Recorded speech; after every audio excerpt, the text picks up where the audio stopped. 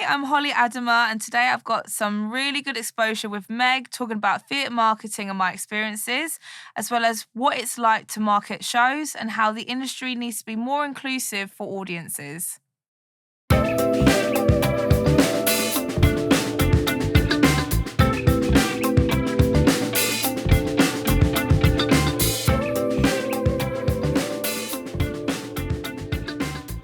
Hello, and welcome to another episode of Really Good Exposure. I'm your host, Megan Prescott, and today I will be interviewing Holly Adomah. Holly is an award-winning arts marketer who specialises in theatre marketing. Holly's got over 5 years' experience in this field and was the first and last marketing manager at the Bunker Theatre, RIP. Holly is also the founder of Holly's Angels, a donation collection and distribution service which supports arts, freelancers and community members during the cost of living crisis. So please welcome to the podcast, Holly Adomah. Hello, my love. You all right? Hi, how are you? I'm good. So I start every episode by saying, I'm Megan fucking Prescott. Who the fuck are you? I'm Holly fucking Adomah. Amazing. We were just talking about how we met. And I think how we met was a good 5 years ago when I was living with my friend Clarissa Clayton, who you know, and she was in a show at the Park Theatre where you were working. Yes. And we crossed paths. Literally at the bar, didn't we? Because I was working there. So I used to be a marketing intern. And then whilst doing that, I was also doing bar shifts. So then when I got my job at the Bunker, I was still doing bar stuff there. And then, what was it? You came in to see your mate's show. And then we ended up getting on, had a couple of chats and stuff. And then went to, rap party. And that was really fun. And we just carried on chatting since then. Yeah. And then both been into theatre with strong messaging, and I've known how good a marketer you are, so I'm always like in awe of your work. Oh, thank you, my darling. So this podcast is going to be all about work, the different forms of work, and sometimes performing, but also other types of creative freelancing. So I've been asking everybody to describe an average day in their life, but also with the caveat that I know that the type of work that we all do really doesn't often have an average day.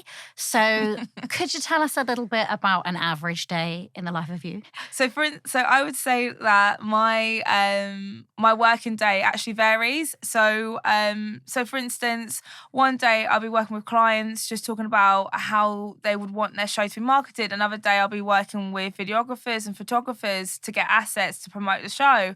So and I'd also create like briefing forms to let them know of like, you know, this is what I want the asset to look like. These are the specific things I want to be highlighted in the show through the trailer or either through imagery. And then I'll be working on press nights. So I'll be like, welcoming guests. I'll also be doing vox pops. So those are like audience reaction videos. So I'll be interviewing people to get their reactions. Then other days, I'm either traveling out of London to go and manage like a photo shoot for like another client, or I'll be having meetings. So it varies really, but it's very creative, but very fast paced and busy. But sometimes it'll be quite boring when I'm just stuck in the office. Yeah. I wouldn't say that. Every day is quite interesting as a marketer. But yeah, sometimes you're just like either on your computer or you're out and about having conversations or just, you know, trying to like basically get bums and seats. Yeah. I feel like you must have quite an exhausting job because what you do is a lot of people, they'll do like very standard like admin-y laptop work.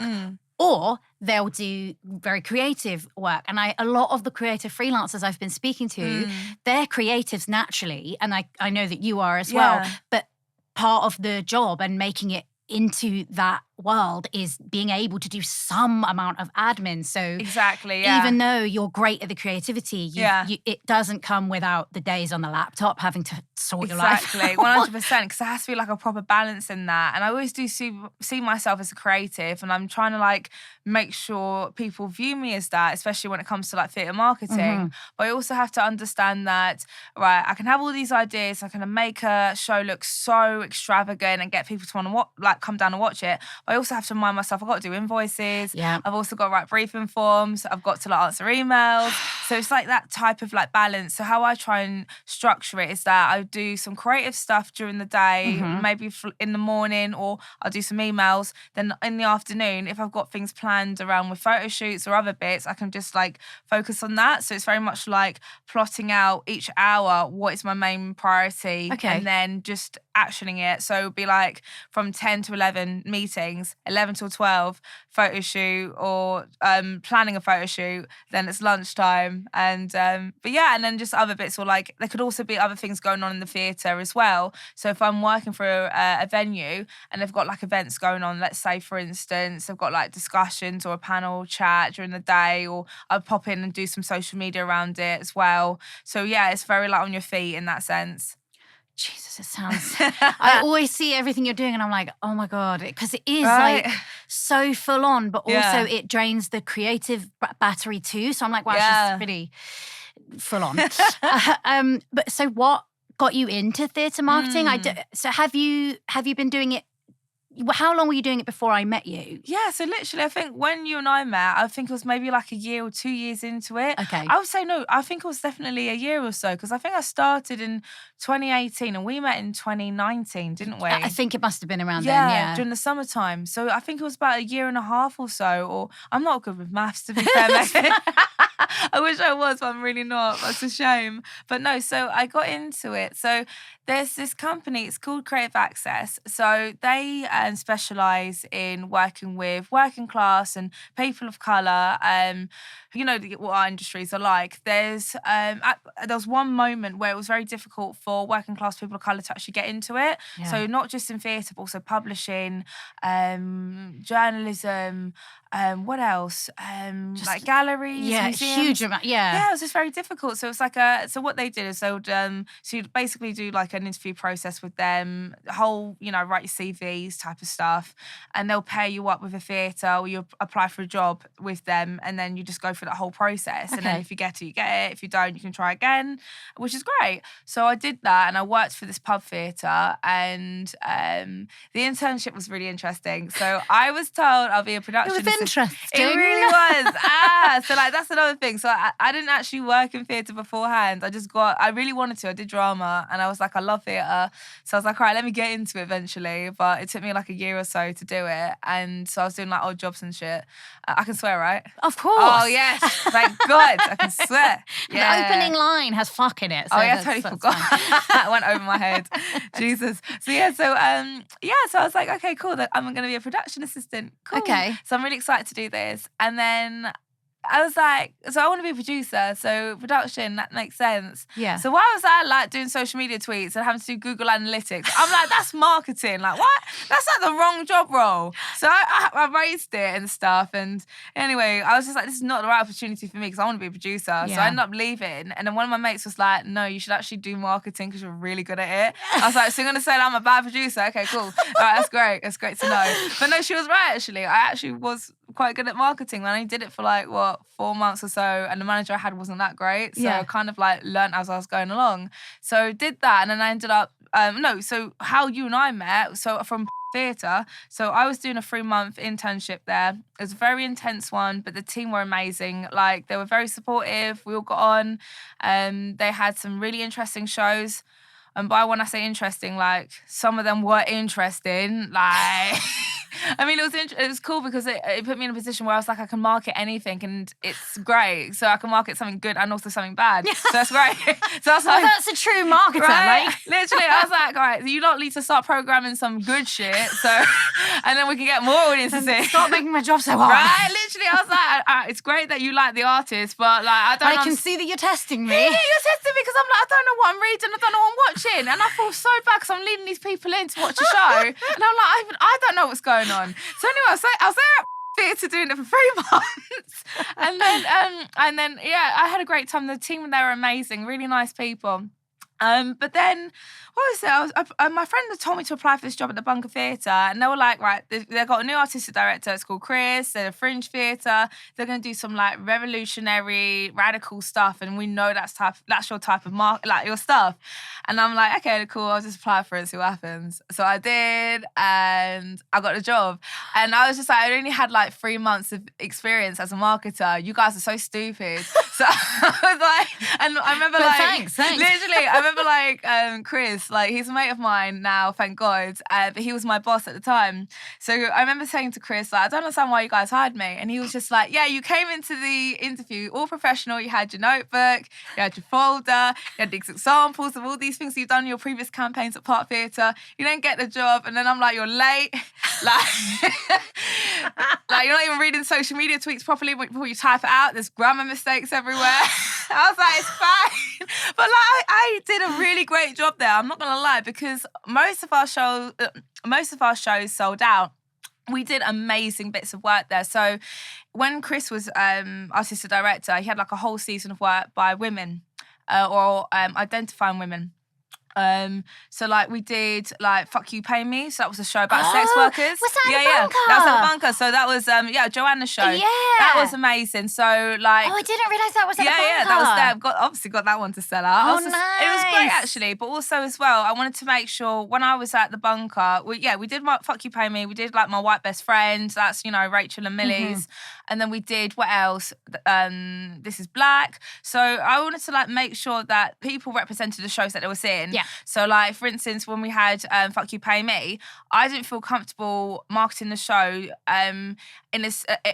in a way that wouldn't allow sex workers to come in and see it. Okay. So I made sure in terms of like the writing, also the copy, also in terms of like how we marketed it, and like also the assets as well. The company were great, they created it all themselves, but also like we found groups that we could highlight the show to, and we made sure that the space was inclusive, and we also had like specific nights that were exclusively for sex workers. Oh, that's great. I didn't know that either. And also when the team also got like performers before the show started who were sex workers too. So very similar to the whole, sexquisite type of feel. Oh, so cool. yeah, it was amazing. That honestly, it was a really good show. So from there, on like a side gig, what I would do is I'd give consultancy to like sex workers in terms of like for their own businesses, for their own OnlyFans, and also for social media too. All that's done by free. So like I ain't taking money from that, because like it's just it's a skill as well. Yeah, so it's like how to like it is, and it's such a shame that some people will be like, oh, sex work is the easy option because it's like the amount of if you're not naturally good at marketing, you have to either hire someone or learn from someone, because so especially things like OnlyFans, like the amount of marketing that you need to know about. Yeah, it's a lot. So it's just like they know how to do it. Like people can do it, absolutely, but sometimes you need a marketer to help support them. So that's what I tend to do. I'll be like, right, this is how you're going to do a campaign. And also it's a business in that sense, so I treat it like it's a business. Yeah, so like, creating spreadsheets for them in the terms of their campaign, also like establishing a brand for them, social media awareness, and also what words to use and what words not to use, so you don't get flagged and your accounts don't get dismantled, because that's a really big thing. Huge. So yeah, so like so now going back into like the theatre and stuff. So yeah, I did a great run at the Bunker. We had like we had a real increase of like new audiences to theatre. Okay. Yeah, especially coming to the Bunker. And also like a nice balance of like, new audiences and also like fringe audiences or like theatre industry people coming in. Unfortunately, the venue closed down just before the pandemic. It wasn't because of me. I mean, like, I made sure we got us money, to be fair. Maybe like a few shows, I don't know. But like, yeah, we did get money, but yeah, we got bought out, unfortunately. I was going to say, it was like the thing that is always a story, weren't it? Property developers like bought it, and it's just going to be... Exactly. It was just, it was mad, that one, to be fair. Like, it's really sad. Sad. So then after that, during the pandemic, it was interesting. Obviously, theatres were shut down, but theatres had like, stuff they wanted to market or like events, obviously to bring in revenue. So it'll either be like stuff online or it will just be like fundraisers for people to like donate to then actually support the venue during like that awful time. Yeah. So like, because many places were closing down and also people going on furlough. But I was very thankful and very lucky in that sense to be able to still work during that time period, because I know it was very difficult for people. Yeah. But so during that time, I was just like marketing at venues. So I was working at Stratford East, absolutely adored that venue. So I was like marketing assistant for a bit, and then marketing manager at another venue just in South East London. And then I was also doing a bit of like freelance stuff as well. So doing web series to teach people how to market their own shows. You and I did something together as well for University of Greenwich. Yeah. Yes, so that was, what was it, like Zoom Yeah, that was classes it. of how to, because I remember you asked me, and it was something, it was like how to like support yourself in That was acting it. also. I think because my thing was that it's very easy to be like, I want to be an actor, but then to actually get there and put the structure in place, there isn't a standard route to get into a lot of creative freelancing work.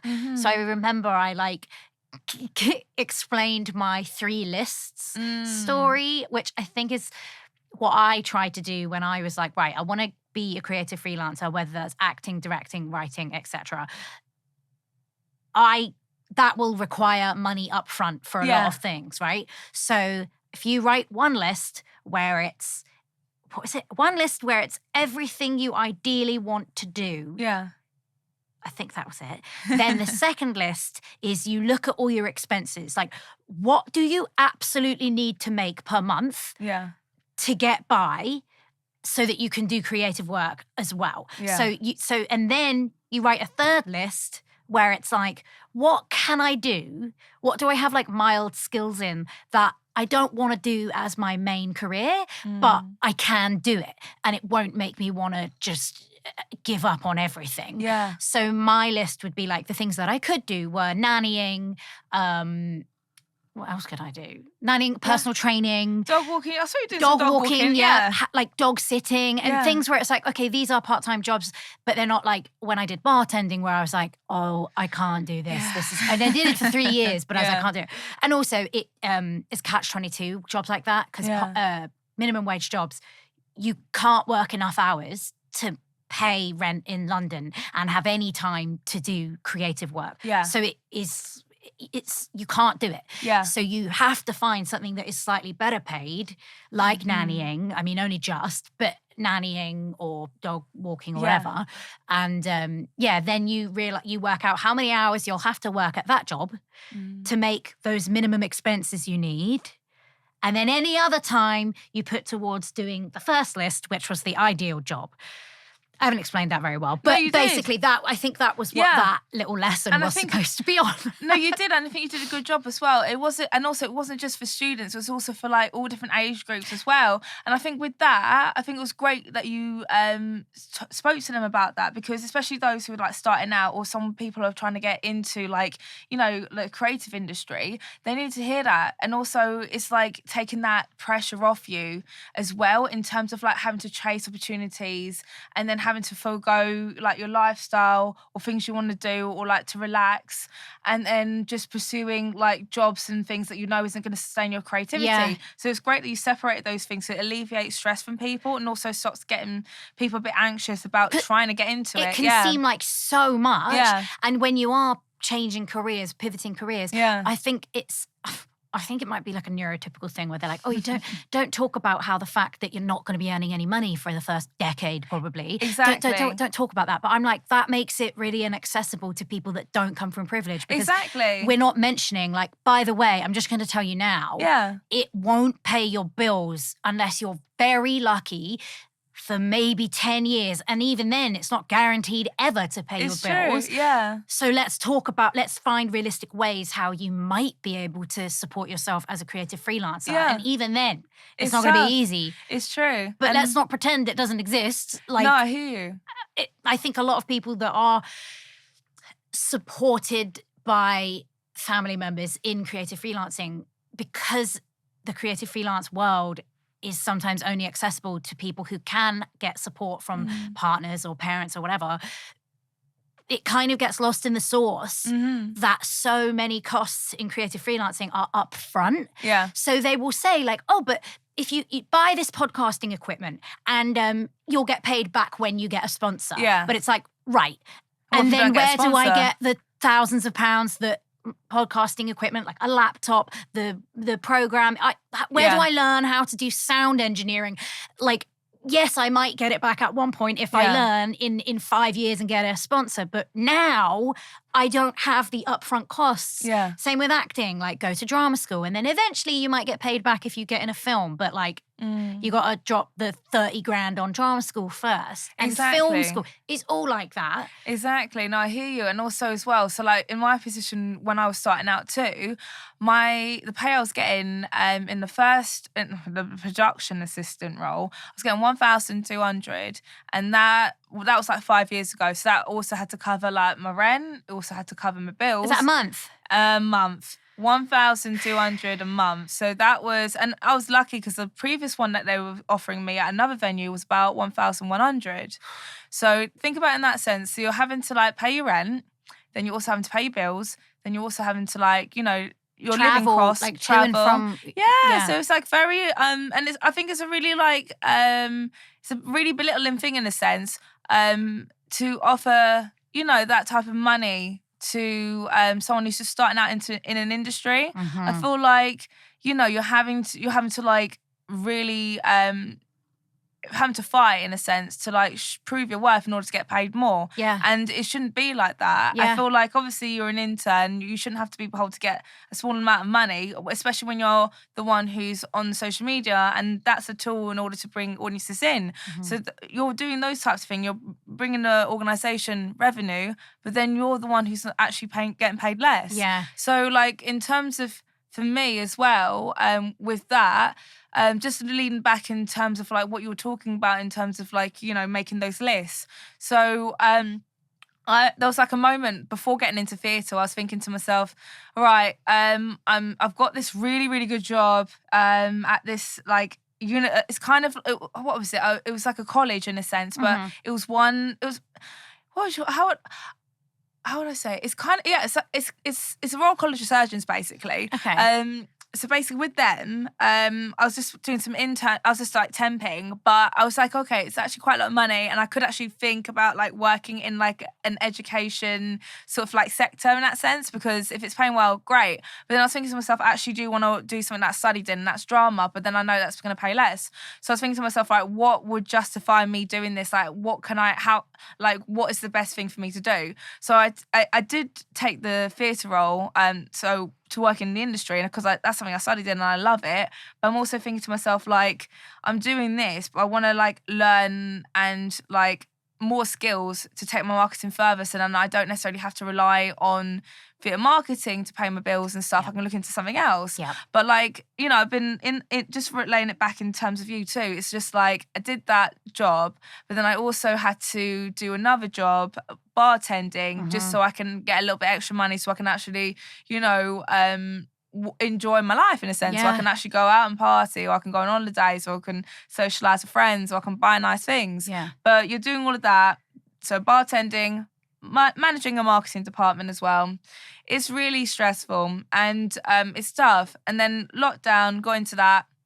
Working at Stratford East and a couple other venues as well as freelancer. So I was doing some stuff for National Theatre Productions. So I was marketing Curious Incident of the Dog in the Nighttime, so the 10-year anniversary. Also doing the Neil Gaiman show, so that was Ocean at the End of the Lane, and then just doing a little bit of press support for Lehman Trilogy in the States. So I was doing all of that, and then I was also doing other bits too. So National Theatre Productions, and I was also doing Shakespeare's Globe, did a tour for them, Julius Caesar, and then stuff at Barbican. So it was great. So you've been busy. Very busy. Like it literally during that time frame, like just about to come into lockdown, just coming out of lockdown, then going back into it, then coming out. But I was just doing a lot. But I was just doing that mostly to pay my bills. And some of that I wasn't even getting paid well as well. So you can like do loads of projects, but it's just like I'm having to do all these projects because I'm like, yeah, I need the money. But so that's but it's also like, you know, I think during that point, because of the successes of me being at the bunker, so obviously, you know, sold out, everyone's talking about us. Marketing campaign's gorgeous. I won an award as well when I was there too. The OFFIE. Yeah, the OFFIE. Yeah, the cheeky little OFFIE. Just for like, and also like, I was just like, I didn't even put my name on it. They put the theatre on it. You need to like scratch it. Right, and they joined the award with best programming too, and that was like obviously for Chris. So I was like, they put 2 awards in one. Split it down the middle. Literally. So only now I've got the award in my house. So Chris had it for like, you have to share custody of it. Chris had it for 3 years. Now I've got it for 3 years. So I might have to give it back to him next year. We'll see. But no, so yeah, I did that. So that was the thing. So I think like everyone was talking about that venue. Like even people talk about it now still, which is crazy. But they will like see my campaigns and the successes of it. And then when I would be working for like theatres or for like clients and stuff, they're like, we want the bunker, we want that. And I'm like, so when I did bunker stuff, like half the time I was like hungover, and then the other time I was like praying for the best. But I think it was just like they wanted that type of like, everyone chatting, everyone like being engaged in that sense. So they were expecting me to do bunker stuff, but I'm like, it's not conducive. I'm sorry, because at the bunker our message was completely different. Yeah. We're radical in that sense, so I had to keep it to that. I'm working for you, and I'm doing this, and then I can't keep it in tune or in keeping to what the bunker was doing, because that's so against like your branding for your space. It's against like, how your department's been structured. You got to do like a strategy for that. Yeah. I can't come in there and give you the energy of this specific space when the organisation or your company doesn't reflect that. Exactly. So it's tough. So it's always having to like, and then also like it's quite difficult for me as a marketer sometimes, where I'm like, all right, this is how I normally would work. This is what I tend to do, but like, I can't necessarily overstep because it's not going to look right on your brand. Mm-hmm. That's the thing. It's that type of separation. Before pandemic, theatre marketing was quite, quite lax in a sense. I wouldn't say like lax or lazy, but it's like, it wasn't as reliable in that sense, because you could just like, have a show image or a little trailer. People just go and watch a show, and there was a little bit more disposable income. I think times were tough, but there was more money to go and see stuff. And also I feel as well, some of the stuff that was coming out was really speaking to a niche type of audience, and it was picked up on, which was great. And then obviously lockdown happened. I think that's where the separation took place, because obviously with media, films, television, it's a bit more accessible. Obviously you've got like streaming services, and also like things are expensive at the moment. So theatres are seen now as a luxury, not as a like. It's not a treat, or it's a treat now, a treat and a luxury. But it's like only a treat for the very privileged. Exactly. Yeah. I'm in a very, very privileged situation. I will be honest with you, Megan, because I work in theatre. I can see like a show for either cheap, or I can get a free ticket because I've worked with the team before, or they're a friend, or I've got networks that I'll just say like, here's a ticket, and I'm like, cool. But then I also have to think to myself, right, I'm privileged in that sense. I get to see theatre maybe like 3, 4, 5 times a week. Yeah.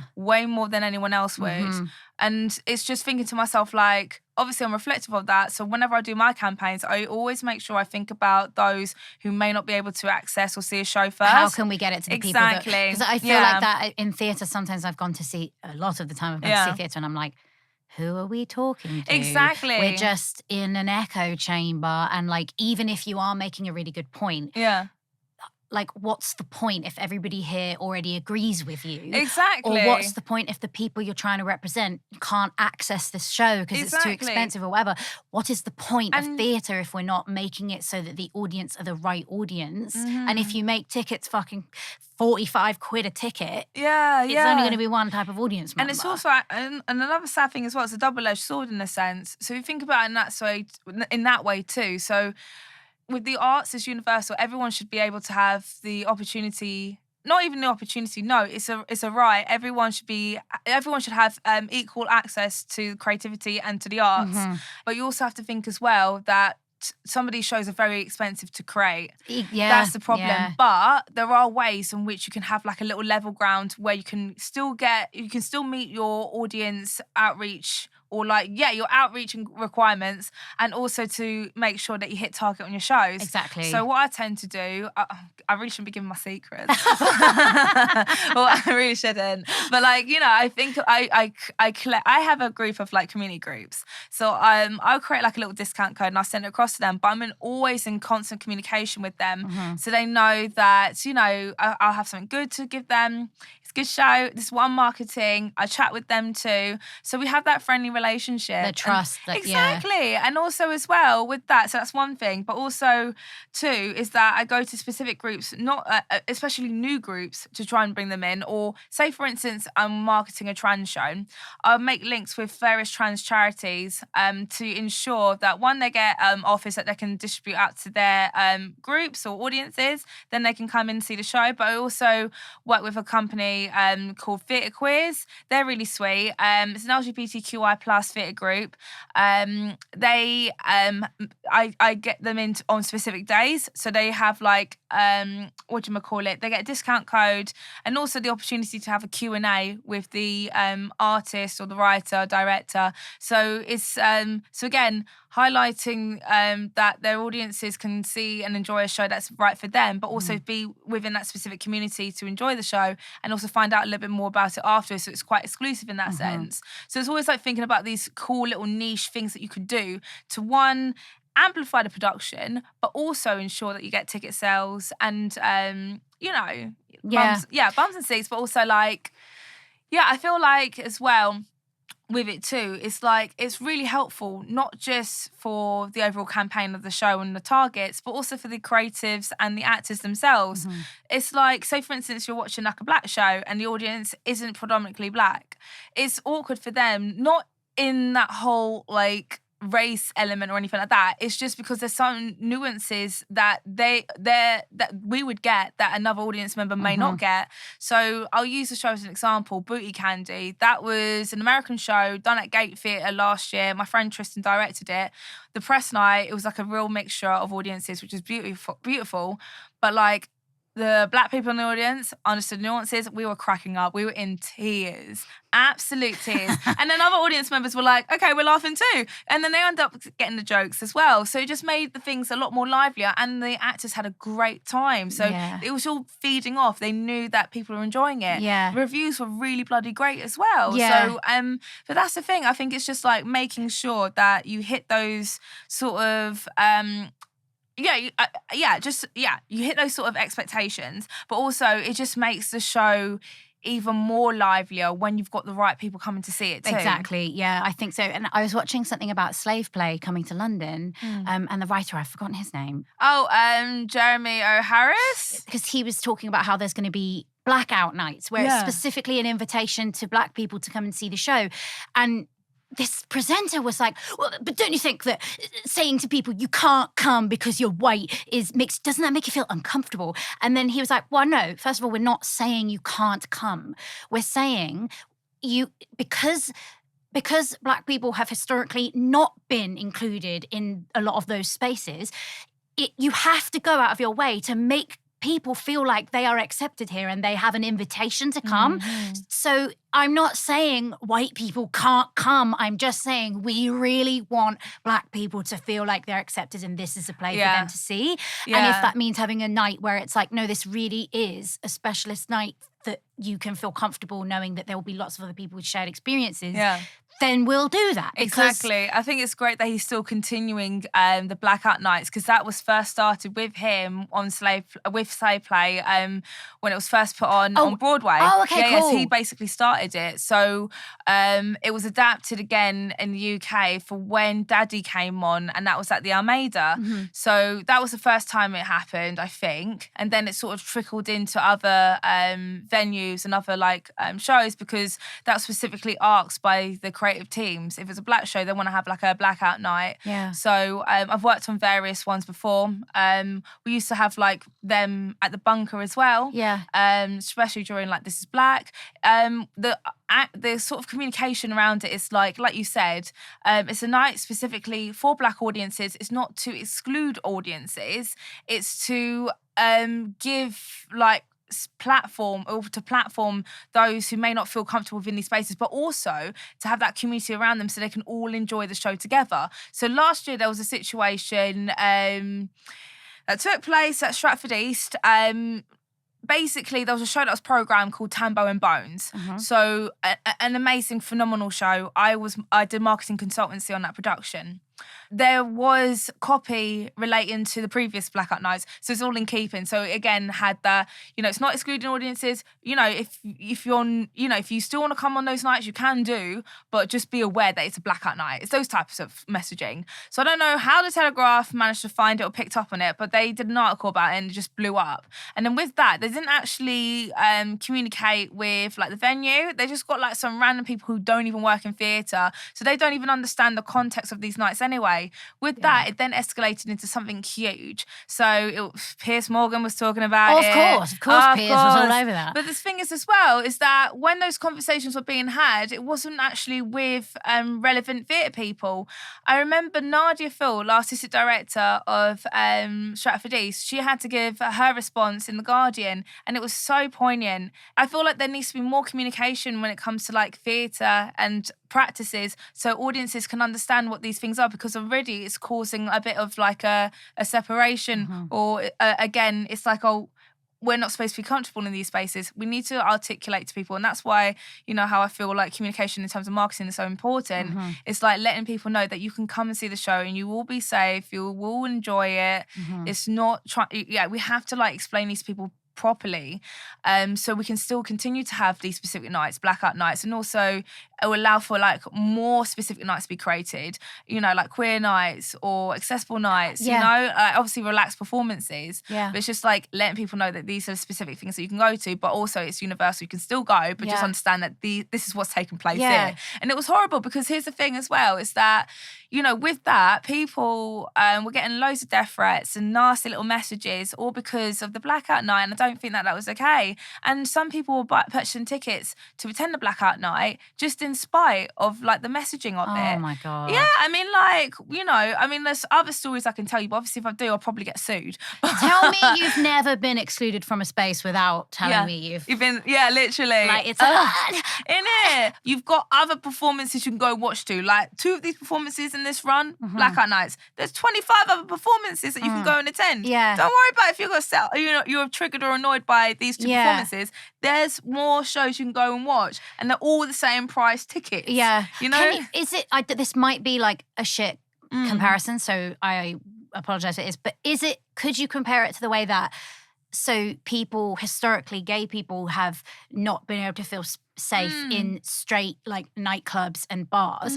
So gay nightclubs and bars started popping up because it was like, this is a space for you and it's a safe space and you're included here. It doesn't mean you're not allowed to come if you're straight, but this is for people who aren't straight. So like, don't fuck around. If you're going to come here, you respect that this is an inclusive space for LGBTQ plus people. Exactly. That's what I was going to mention, the respect thing. So you go in there, you be respectful. That's it. And it's not your space for once. Like exactly. And I feel like, again, with some people, when you purchase a ticket, it's your admission. It's like your right to exit and enter that space. And, you've did a transaction, absolutely, but you also have to be mindful of the people who are going to see this for a specific reason, I think... it's using the nightclub like analogy. It's like it would be, obviously, in an ideal world, gay people would not be assaulted and attacked and in straight nightclubs, right? And they would feel safe everywhere. But we don't fucking live in a world where gay people can feel safe as much as they can in and I'm just like, let them have their space. They want their space. They want to, I feel like everyone needs a form of release. Yeah. Things are tough. Everyone's, down.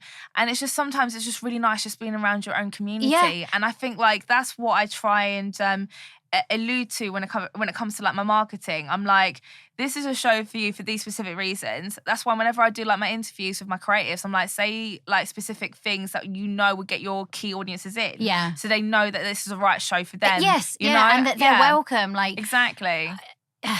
And you touched on this a bit, but you said that sometimes you get marketing jobs and the company who've hired you are like, we love what you do. We love how many people you get in to see your shows, or it's not always shows, installations, or whatever it is that you're marketing.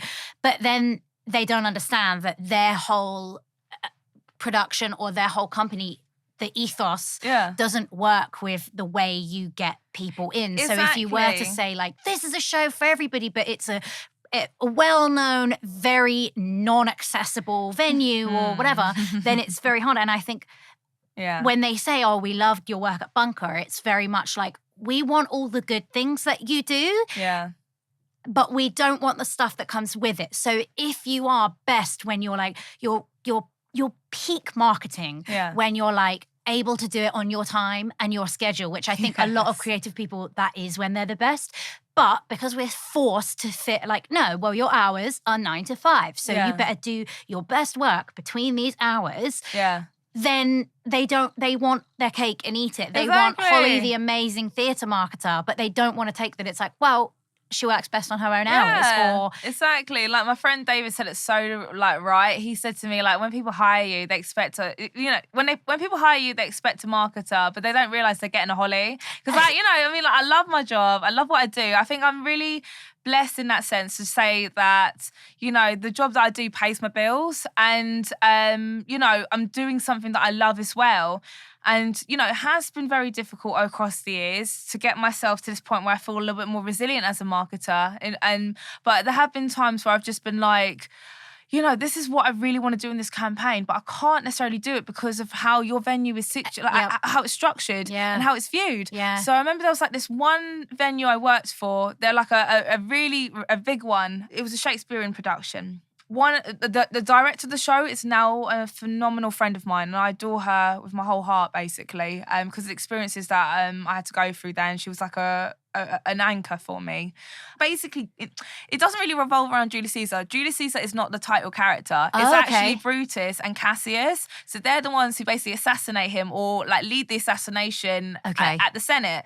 So it's basically like he's a title name, basically, but he's not like specifically the main dude. Okay. So so with that, people assume that there's a black woman playing Julius Caesar. We experienced quite a lot of like racism on the production. It was highlighted in the office and people laughing about it. And I'm at first like, okay, I think you need to look into this actually, because it's not a good thing. But I'm like, okay, you're laughing about it. And then a situation happened where we had one person coming in to see the show wearing an All Lives Matter t-shirt. I've marketed a whole load of diverse shows, a whole load of things by various underrepresented writers, creatives, actors, directors, producers. I've done it. And I've also marketed a show, a festival of black theatre work, all in Edinburgh Fringe like time frame, so in August. Yeah. I've never once had someone come into a theatre space wearing something like that before, and that actually, it hurt. Because I'm thinking to myself, like, it's a good campaign, but these people are viewing it as something else, and I don't like this. Yeah, the venue should be very concerned, because if that's who you're attracting... Trust. That's another thing reconsider. Too. Like, the director was in that theatre space. The director saw it, and this was on a Saturday. No one's in the office. No one's coming into the theatre. You know, it's front of house, basically, and ushers. No one's really going to report that. The director was there. The director weren't there. We wouldn't have known that people were walking into space wearing All Lives Matter t-shirts. I obviously raised it. She told me about it, and I was, on a Saturday, but I'm like, I'm going to raise it in the office. So I raised it with 2 people. We then had like a group meeting about it, and that conversation was raised. And like, 2 people were talking about previous situations where there was like, political tension or something brought into the space because of the show that they were watching. And I'm thinking to myself, like, why isn't anyone asking me about how I feel about the situation? And also, this is my campaign, this is my show, and I've been raising these types of things various times, especially when it comes to social media and comments. I was like, can I interject? And then I just went off for about 10 minutes saying, I'm not happy about this. I'm a freelancer as well. Like, I shouldn't have to be experiencing stuff like this. This is an organisation thing that needs to be sorted out. And I also was just like, the cast members and the director, everyone who's attached in the show have received well-being checks. I'm the one marketing this, and I'm seeing all the stuff on socials, and I'm a woman of colour. Where's my well-being check? I haven't got that. And Yeah. then after raising that, I still didn't receive a well-being check. Jesus Christ. And also the fact that you were raising it before and then it only got attention once, like, the public, like, I find that a lot. It's mad. They only actually do anything about their shitty behaviour when they're like, oh, shit, people are going to realise that we're shit. And then I was just thinking to myself, like, all these conversations just going around and no one's actually checking to see if I'm all right or how I feel or how's, like, the team and stuff. And I've said this so many times, like, you know, theatre marketers are the first ones to get blamed if something goes wrong or no one's buying tickets to see a show. And the last ones to receive praise when everything goes well. And I don't think that that's okay. Mm-mm. And, you know, I remember, like, working really hard on the campaign. Like, literally, I think it was sometime like last year or the year before. Worked really hard on this campaign for about 3-4 months. It was a difficult campaign, very difficult to get the assets and come up with an idea to market it. Press night, all the actors got, and the creative team got flowers and cards and stuff. And I was just sitting there like, what? Are you joking? And then not even that, the show didn't even do that well. They didn't get good reviews or nothing. Obviously, morale's down. I get that, and they're having to perform it. But I'm just like, I'm now having to, like, market a show that I know isn't even, like, the views aren't good, no one's come to watch it, and I worked so hard on this and I put my all in it, and it's just really difficult. But then I had to, like, you know, it's great I do therapy, but it's also like, you know what I mean? But it's also like, you know, I have to tell myself, like, at the end of the day, a win's a win. Someone's coming in to see the show and they may even, like, get influence to work in the industry at one day. So it's like those little small things I have to think of, or just be like, right, put all my energy into the show. I'm going to go take myself on holiday, or I'm going to do something nice. I was going to say, and it shouldn't be the case that the marketers they're the first one whose head's on the chopping block, and then they're the last people to get praised. But if that is going to be the case, they better be fucking paid enough that it's worth, like, risking all the stress. Like, that's another thing too. Like, I don't think they appreciate how much value they don't have. And marketers as well don't even get paid that well either. I'm very lucky in that sense where you know, sometimes, you know, I have to take a bullet and be like, right, I'm going to do this job. I know it doesn't pay well, but, like, there's some shoes I want to buy. So, you know, sometimes I bite the bullet and do, like, a job that I know isn't paying me my worth, but then I counteract it by doing a job that does pay me my worth, but also gives me, like, creative freedom. Yeah. So it's like balancing it as well, but also, you know, just making sure that, you know, I have to, like, I shouldn't have to fight or articulate to people, you need to pay me more because I'm worth this, this, and this. Like, my work obviously shows it, but I feel like it shouldn't just be for me, it should be for other marketers too. It's not fair on them. I feel like there needs to be a proper change in terms of the industry, like arts industry, theatre specifically, that will allow us to still be creative, earn that income, but also be respected as well. Yeah, because I think people realised, kind of realised how important the creative industry is and entertainers are in COVID. Maybe they did, I don't know. But because without creatives, there would be nothing to entertain you during COVID. There would be no TV, no film, no music, no podcasts, no nothing. It's sad because I don't really see that is reflected in how we treat creative freelancers now, because there is still that, like, well, I mean, you really like your job, so, like, why do you get to, you should take a bit of a pay cut because you get to like your job. And it's like, and I'm like, no, that's not it. I don't always like my job, first of all. And second of all, whether someone likes their job or not shouldn't dictate how much they get paid. Like, if they're providing a service that you need and you want, you pay them what they deserve for that service. Doesn't matter their enjoyment level when they're doing it. But another thing too, I feel like it's an elitist thing too, actually, because when we think of theatre, we think, oh yeah, it's like nepotism, all these, like, you know, actors' kids, you know, getting into the industry doing X, Y, Z.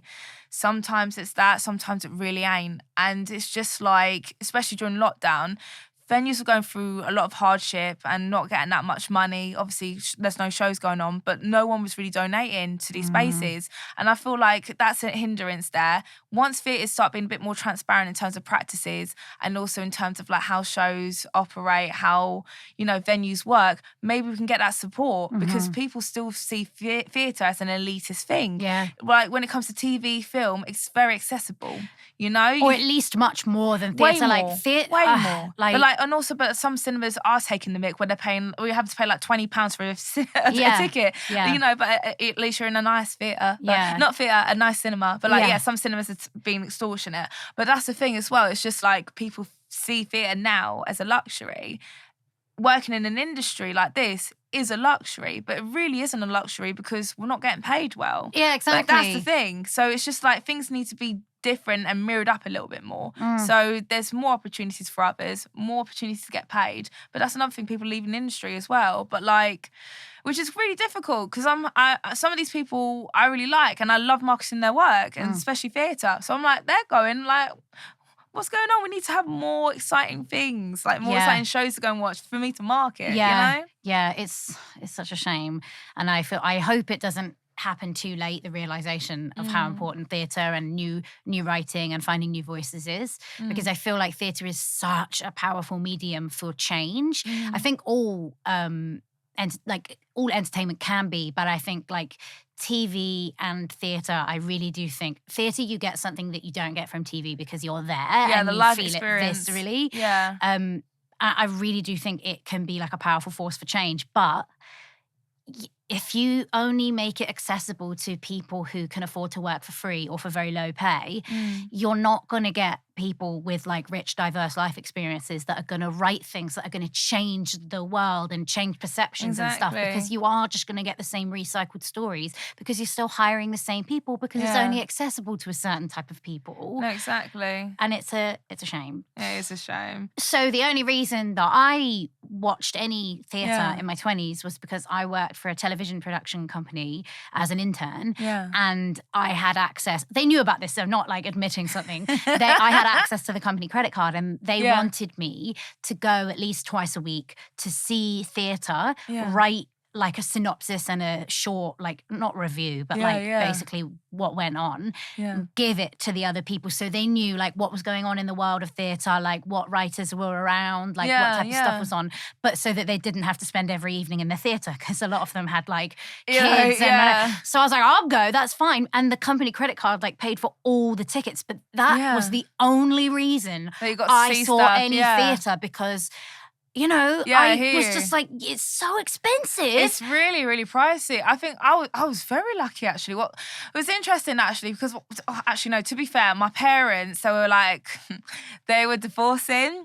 So, yeah, they ended up getting divorced. So, like, one of the activities I actually got to get up to as a kid was go to theatre with me, with a male birth parent. But no, because there was, like, nothing else for us to, like do, basically. Just, like, you know, it was his day to look after me. Yeah, it's like so you can sit not talking, watching something. Literally, I was like, I'll go and sit down and watch the show type of thing. So, we used to go to, like, this theatre. It was in Abbey Woods, like the Windmill Theatre or something like that. We used to see shows there. Poker Theatre, used to go there a lot. And then my female birth parent took me to go see shows, went to Fairfield Halls all the time. That was in Croydon. Love Croydon. That's my ends. But lived in Croydon for years. Literally, I was really lucky. So growing up, I was seeing a lot of theatre. And then as a teenager, I was seeing a lot of theatre as well. With the AMA, I was buying theatre tickets. And then I got to see like some stuff, whatchamacallit, with like in my little drama group, like as well. I do think that there's often a lot of neurodivergence in creative jobs. And I think sometimes, especially, I have ADHD. And same here, we've both got ADHD. Yeah. Like, we had conversations about this. I feel like we function we function much better than neurotypical people would under stress, which for me...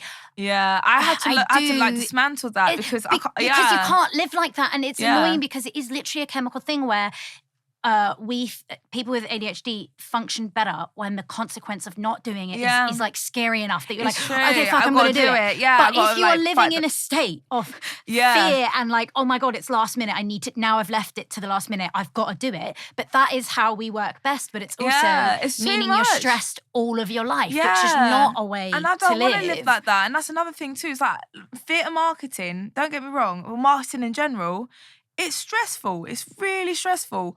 And I don't want to work whilst being stressed. Yeah. But like I mean, like at the end of the day, I had to figure out like a balance between Yeah. the two, because like some stress is healthy, some Yeah. stress isn't healthy. Yeah, I think that guilt is a huge thing about it as well, because if like a lot of creative freelance jobs, it doesn't pay your bills for so long, and then when it finally does, you're like, oh God, for years I wanted to be offered this much much work, and now I am. I can't possibly go to bed before midnight because 5 years ago I would have given anything to have this much work. Yeah. But I do think it is that thing where it's like you will burn yourself out if 100%. You don't find a balance. And the way that I still haven't got it down really, but I recently did a couple of rounds of egg freezing, and they were saying, you know, cortisol levels are really bad for like egg quality and egg health and hormone health, whatever. So it was probably the first thing in my life that I've ever found where to fix the situation, you had to take things off of your to-do list rather than add them. Because everything else, I'm like, right, I'll solve that problem because I'll put this, and this on my to-do list. And I'll just do more every day. But this was the one thing where it was like, you have to do less to get the outcome that you want, which was a very difficult thing. But I did realize, when I say to people, I can't come out tonight, or I need to be home by 9:30 because I've got to do my hormone injections. People respect that immediately because it's like a health thing. And I was talking to my therapist and she was like, that's great, Meg. But in an ideal world, you would be able to have boundaries with people where you didn't have to have the excuse of like, but it's a health thing, you have to listen. You would be able to be like, hey, I am autistic and I function really only when I've had 9 hours sleep. So I need to be home by 9:30. And then you don't need to give any other excuses. And I feel like people in creative industries feel like they need to excuse like why they aren't available all the time on the phone, on emails. And I understand why people don't put boundaries, because if you say, I'm not available after 6 p.m. as a creative freelancer, right? If you say that, you are well within your right to say that. But you know that if someone is desperate for a director or a writer last minute and they email you late at night, take it. They'll email like 5 people. If you don't email back and someone else does, even though you got a really fair reason and they shouldn't be emailing you at midnight, you still want the job. So it is really difficult. And I've had to tell certain friends, like, you have got to start telling people how to treat you, because if you just say yes to everything and like you're so thankful, you are teaching people that your time isn't valuable. And I know it's like really hard to do that because you're scared they're going to be like, right, well, fine, I'll find someone else. And they might, right? So it's difficult. But it's even tough. Simple things like I had to put at the bottom of my email something like, just about like phone calls. I prefer email over phone calls. And I received an email from a woman the other day that said at the bottom, I am a freelancer and my hours are, I'm part-time, so I work Monday, Wednesday and Friday, and I understand that your working hours might be different to mine. So don't worry. Basically it said, don't worry if you email me outside of these hours, but also don't expect a reply out of those. And I was like, that's great, because it's not conflict. You don't have to say to them, you know what, you actually emailed me at 9 o'clock and I don't like it. If you've got on the bottom of your emails, it's just on your signature. Exactly, so much easier. It's not like you're telling them directly. It's just like, hey, I don't work these days, so don't expect a reply. I think, so we've spoken about like a lot of things that we've learned being creative freelancers, but I've been asking each guest if they have like a specific life lesson that they have learned the hard way and that they feel like if they could tell their younger self, like, by the way, let me teach you this lesson so you don't have to learn the hard way. Is there one that you can think of? I feel like what I should say to my younger self would be like, you know, resilience is key. Protection is key. Safeguarding yourself as well is key. Do you feel like as well, like that valuing your work, this is something I learned, like you cannot physically please everybody. So I would spend so long trying to work out what other people wanted me to be like. And obviously this relates to me being autistic and not knowing about it until recently. But especially in acting, I would be like in a casting room, like, okay, okay, trying to work out who they want me to be and what, like outside of when I'm playing the character. When I was actually playing the character, I was like, cool, this is great. I know who you want me to be because you've written a description. This is great. And you've told me the lines to say. But when I go into the casting and you want me to be like Meg, I can feel that you want me to do and say things, but I don't know what those things are. Exactly, and I would always get it wrong. Yeah, and like, don't say like be Meg, because that's a name. Like, that's my name. Like, what do you want me to do as Meg? Exactly. Yeah. But I think when you create for a living, even if it is just characters or whatever, there is a point where you have to be like, I like what I create. And I would like it if other people liked it. I would like it if enough people liked it that it paid my bills.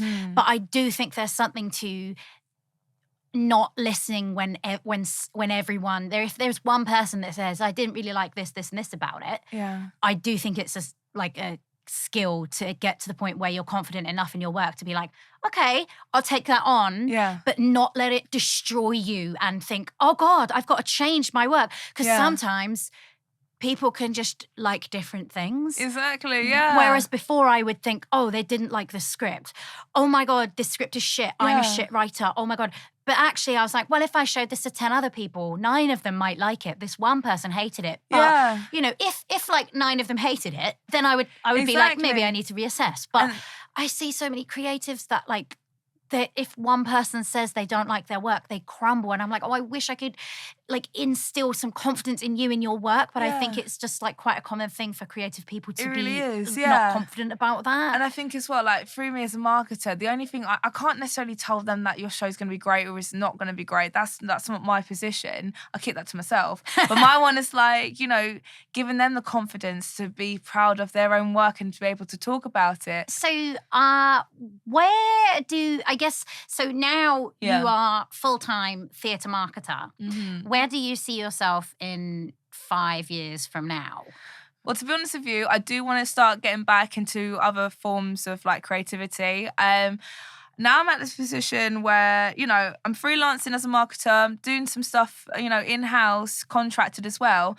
I have like maybe a day or so free, so I can try and put that towards maybe writing a little bit more. So I've been I've been writing a play as well. Oh, really? You know, literally, like, God knows how long I've been trying to write this play. Wait, so, is this about weed? Yeah, that's it. Yeah, oh my God, I saw it. I saw it on your Instagram. Weed. Yeah. Right, okay, about cool. weed. Literally, because I'm just like, I just thought something really dumb and fun, you know? Yeah. I want to. And also, I'd love to market a show about weed. But so also, if anyone was going to do it, you'd know how to do it. I feel 100%. 100%. Literally. Yeah. So, you know, not during work times, not in the office, not bringing it into work. So, continue to hire me, please. Please. But no, it would be a dream to do something dumb like that. Yeah. But also as well, doing a bit more writing. I also want to do some more forms of arts marketing, so not just theatre. Yeah. Don't get me wrong, I love it and everything. But I'm also like, what's it like marketing a film or a TV show or even like, you know, art gallery in a sense? I would love to do more video game marketing, like, because I love gaming. That's my thing. That's my thing. That. Love gaming. So like, that would just be amazing. But I want to look more into like gaming installation events, because I went to a few like when I was at uni and in my early 20s. So there was one for like Assassin's Creed that I went to, and I was like, what if I were to do something like that for gaming, but also like in a marketing sense too? I was just like, this is sick. Yeah. So like, or events or something. So stuff like that. But also, hopefully, you know, what if I started like a bit more of like a marketing agency where I actually have a team, literally, and we take over the whole bit of marketing world. Do you know what I mean? That would just be the dream. Is Holly's Angels something that you're going to continue? Do you want to talk a little bit about how that came about? I'm going to do like a little bit of my love. So what was it? So it was in 2020, we're in lockdown. Theatres were closed. Some were being used as courts. So I was like, that's quite an interesting thing you want to put into a theatre. What about like a food bank or like court, as in like courts to literally. Try people? Yeah. Larry were doing that. So why weren't they using the actual courtrooms? Court? That's the thing. I was confused by that too. So they were also closed. But I'm like, oh no, they were over capacity, or they were also because the thing is as well, like still like, you know, courts and stuff, like, you know. Yeah, crime didn't pause. Yeah, it didn't pause. No, don't say unfortunately. But like, crime didn't pause. So obviously, you know, they were, you know, I think they were trialing it out or something. Yeah. But I thought it was a really weird thing to do. But I'm just like, why can't we use these spaces as something else? So I was thinking to myself, why can't they be like a food bank? So I was chatting to an artistic director that I knew, that I know. And I was like, why can't we have food banks in theatres? And then he was like, why don't you do it yourself? And I was like, well, I need a theatre, don't I? And he was like, I'll give you my one so you can do it and then see what you think. So I did that, and that's how Holly's Angels came about. So Holly's Angels is like a donation, collection, distribution little service. It's all managed by myself, but also with my volunteers. So we range from, either actors or producers, lighting designers, set designers, costume designers, so people who work in the industry, but also people that don't necessarily work in the industry as well. So what we do is I do call outs, and I work with various charities, especially like rough sleeping charities, and also local community like members and pantries. So I find out what they need. I do a call out to get donations, and then I collect donations, give it to those specific charities, but also people who are facing hardship or may need a little bit of extra support during the cost of living crisis. At that time when we did it, was obviously during the COVID pandemic, so people couldn't necessarily come into the space to collect things. We had to give it to them outside or give it to a specific charity who can then give it to them. So when we first did it at Park Theatre, we were helping out Andover Estate, which is like a community estate just behind Park. They've also got like a little food bank attached to it to help their residents. And then Elizabeth House, which you might be aware of, which is in like North London. So we did that, and then we did it in South East London as well, in a venue. We had a residency there, so we were like helping out people. And then we did it at Theatre Delhi as well. We normally do it around Christmas times as well, because obviously it's a little bit more easier for us, but also it's a time when people need it, right? Exactly, but we're also trying to figure out ways to also help support young people, especially kids during half term, summer holidays, but also we're trying to see if we can try to do something around Easter as well. So I'd love to do like a little Easter hunt, but we did it recently, what do you call it, at Brixton House. We did I did a tweet because we were low in donations, and then that went viral. So we were receiving like loads and loads and loads of stuff in the local community. But it's great. We've helped close to about 700 people so far. So we've been supporting this rough sleepers charity called 909 Club. They're in Deptford. We had like a bunny given to us by Bush Theatre. The giant bunny. The giant bunny. We got that bunny. So we gave it to a nursery in Deptford. And it was really sweet. The kids were really happy. We did a little press release on that. That's great as well, because it's cute, like things that, like things that other people weren't using or needing, and so it could really be used well somewhere else. Exactly. And then also my friend Amrit, he runs Punjab Restaurant, which is like in Covent Garden. It's like one of the oldest Indian restaurants in London. He gave us like loads of frozen gourmet curries, and we either reheated them in the venue to give to people who may need something to eat quick, or they could just take it home if they had like a microwave or an oven, then they could use it. That's amazing. We did like loads of of stuff, and then we got nominated for Mayor of Lewisham's Voluntary Service Award in 2022. Oh, amazing. We still don't know if we won it or not. Like they gave me I got like an envelope come through, and I saw I saw it, and I was like, oh yeah, that's great. I didn't know we were nominated. Then I literally was thinking about it like yesterday. I was like, I didn't even find out if I won that award or not. Like, have I won? I don't know. You might be a multi-award winner and you don't even know it. Literally, I'm like, well, just give me my damn award, or just give me a check at least. Like, I was like, what is this? But anyway, it's fine. I'm very grateful. So thank you for that nomination. I do appreciate it. But no, we've been doing it for God knows how long. That's really cool. That's really impressive. Thank you. So where can people find you if they want to? First of all, if they want to hire you. Yeah. Second of all, if they just want to like look at what you've got going on, if there's any more Dave Davidsons that you're going to be tweeting about. So like if anyone's interested to hire me, I can't really give out my email address. Yeah, no, actually, I've just rethought that. I'm like, yeah, that's not the best idea. Instagram, they can DM you, right? Yeah, oh no, do not think about coming anywhere near my Instagram. That is private. Oh, is it? Hell yeah. No one's allowed to look at it. I had the privilege. Literally, you've got the privilege. You're allowed to. No one else is. Okay. I'm like, Instagram, that's where all my friends can see what I get up to. I don't want in it. I'm like, because some of it I've been like, Holly's brave. She's like posting all the like I need to take a leaf out of Holly's book. She just says what she wants. Like, I love it. Yeah. Okay, it's private. Okay. Private, yeah. I had the select people on there. The select, that makes more sense. Literally, because you know me, I talk about all types of stuff. So I'm like, I support you talking about it, even if it wasn't private. But that's interesting. Okay. Trust. That's why I'm like, that's why it's private. So like, if you want to get in contact with me, find me on Twitter. My Twitter handle is Adomah Holly, so it's Holly Adomah but backwards. So yeah, that's the best way to actually reach me. And also, if you're looking to hire me, I always make sure my DMs are open, so you can do that. I'm still working on getting a website because I spend most of my time buying shoes. Clearly, I'm joking. I really don't. Or like seeing shows mostly. But no, that's the best way to reach me, just on Twitter. So Adomah Holly. Yeah. Okay, great.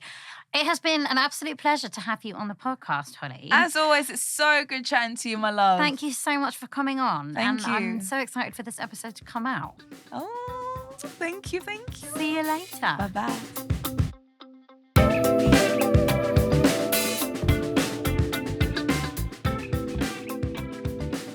Thank you very much for listening to this episode of Really Good Exposure with me, Megan Prescott. If you like the podcast, please subscribe to make sure you don't miss out on future episodes. And if you're feeling extra generous, give it a nice review. If you want to find me online, my Instagram is @Megatron. That's MEGARTRON. Threads, I'm also Megatron. I'm on X, the artist formerly known as Twitter, @Meg_Prescott. And you can find a number of ridiculous videos involving me on my YouTube channel by searching youtube.com/Megan Audition. You can find more information about me and what I'm up to on my website, meganprescott.com. And if you have any questions that you'd like me and my guests to try to advise you on, please send them in to megartron@protonmail.com. And I will answer the ones I think I could give the worst advice to. I'm just joking, I give excellent advice. This episode was brought to you by me, Megan Prescott. Recording, editing, and post-production by Adam Grigg. Original music also by Adam Grigg. Thanks again for listening and for all of the really good exposure.